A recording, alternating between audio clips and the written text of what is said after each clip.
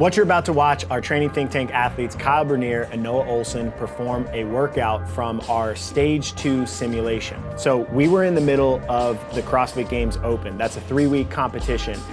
Right after that, there was a week-long break, and then there was a Stage 2 competition, which was multiple workouts performed over the course of 3 days. So in the middle of the Open, in week 2, we decided for our elite athletes to run a simulation to make sure that athletes got used to doing multiple workouts back-to-back on the same day, because it's a little bit different than the Open format where you have one workout in multiple days, where you have to bring a lot of intensity to a workout, rest, come back, and then do another workout, then do another workout. So I wanted to give some of the elite athletes some exposure to that level of back-to-back intensity. We did 8 workouts over the course of 4 days. This is one of those workouts. What you'll know is that these athletes are a little bit mindless and did the workout wrong. It was supposed to be 200-foot handstand walk, 30 deadlifts at 225 or 155, 150-foot handstand walk, then 30 deadlifts at 315, 225 with a 10-minute cap. What they did was 30 deadlifts at 225, then 200-foot handstand walk, then 30 deadlifts at 315, and then 150-foot handstand walk. So they might not have done the simulation exactly as it was supposed to be, but they got the stimulus. Now that we're past Stage 2, both of these athletes qualified through to the semifinals. I think this simulation was pretty good. We hit a lot of the movements that came out in Stage 2. We did a little bit more total volume, so we did 8 workouts. Stage 2 was actually just 5 workouts. So there's some things we could have done better, but I think it prepared them well. Now you can watch Kyle B actually talk over this workout, give his commentary. Enjoy. So, as you guys have heard, this is the workout Noah and I did during our simulation. Since we hate Max so much, we decided to mess up the order and do it backwards. We thought we knew better. So we started with 30 deadlifts at 225. Going into this, I know that Noah is really good at handstand walking, and my handstand walking is a little less than par, you could say. So I wanted to pull ahead, so I knocked out a set of 20 out of the gate and then went through the last 10 to try to get like maybe a second or two ahead, thinking that would give me an advantage. So as you can see, I finished quick, right onto the walk, but we finished at the same time, so it really didn't matter. And this is where Noah pulls ahead. So we were trying to think fast transitions, quick turnaround, 25 feet unbroken every time. And my goal was to think sprint as fast as you can, try not to fall, try to go unbroken, get to the line, take a breath, and just go right back up. And then we're going in 25-foot increments, so it's 25, 50, 75, 100, it's 200 feet every time, or for this first one. So it's quite a bit of walking. And as you can already tell, like Noah's creating some clear separation. So if you're doing this workout, or when you did this workout, you probably noticed the biggest separator was the handstand walk. All right, and we had some people come over and change. We had Miles, one of the members, and Brad, one of the other members, come over and change the weight for us so we could just transition super quick to the deadlift. So even though Noah's ahead right here, knowing that his deadlift capacity and mine are about the same, and sometimes I've been able to deadlift slightly better than him recently, and I don't mean that as a dig toward him, that's just something that's been progressing pretty well for me. Even though I'm a little bit behind him, I'm still thinking 30 at 315, I might be able to catch up and might be able to pull ahead for the last little bit. So just trying to stay confident, stay in the fight, let him do his thing, and then finish the best I can. So I've still got to go down all the way toward the camera now and then back. And I'm kind of just like listening to see how many reps he's gonna do. So he's got 2, 3. This is the first time watching this video, so I actually don't know what he did out of the gate. Good, so he only does 5. So now I'm like, all right, I've got a shot. If I can get down and maybe knock out a set of 15. I remember thinking, I was like, I'm gonna go 15 right here.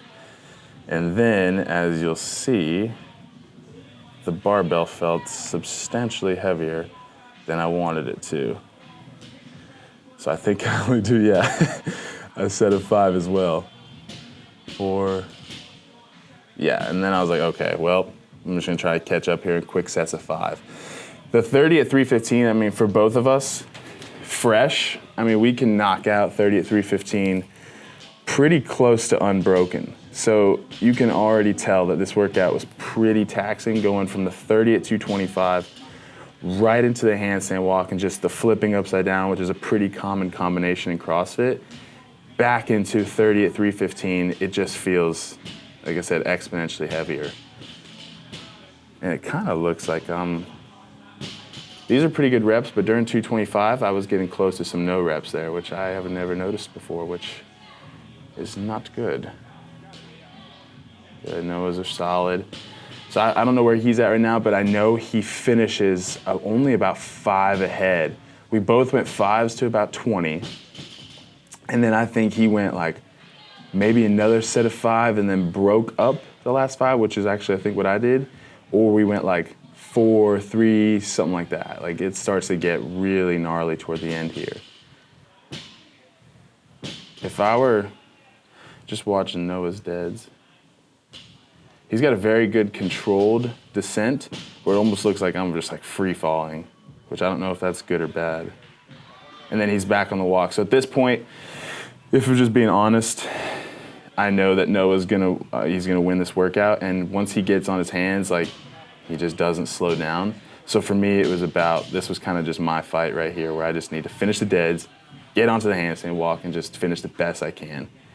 Because he's already 2 down. There's only, I think, a down back left. Oh geez, look at my hair. I'm gonna go madman. Yeah.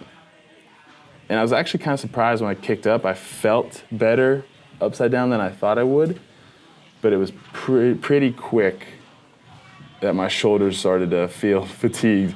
And it's more just like tricep. Your tricep just starts to give out, so your lockout is just not there anymore. So you're like pressing, trying to lean forward, and your arm is like almost giving out every step. And there's really no point in stopping on a 25-foot down and back sequence. So you really gotta just like, once you kick up, make sure you feel confident to go, but also still be pushing the rest time. Like my rest is starting to get pretty long here. So we're at the 5:30 mark. He's about to finish. I think he goes 5:50 or a little faster. Yeah, he's about to kick up 5:38. Yeah, I think he ends up finishing it right at 5:50.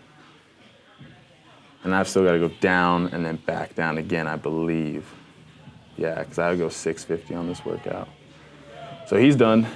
Pretty solid execution, I would say, on his part. I mean, I think if anything were to change, somebody could probably go a little bit faster on the 315 deads. Maybe go 10, 10, 10. Someone out there is probably able to do that.